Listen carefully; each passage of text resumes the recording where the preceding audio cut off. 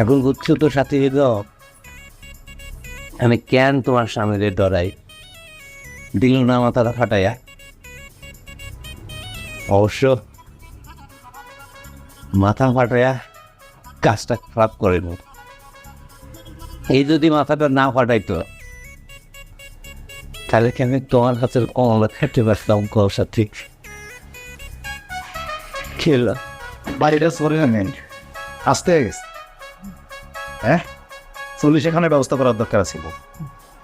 ওষুধ দুঃখের কথা কি নিজের 40 তো নিজে খাইতে পারে না তবে এই মনে রাখি ঠিক তো প্রথমবার হসপিটাল আর না হসপিটাল চিনে গেছিস তোর আরো আম লাগবে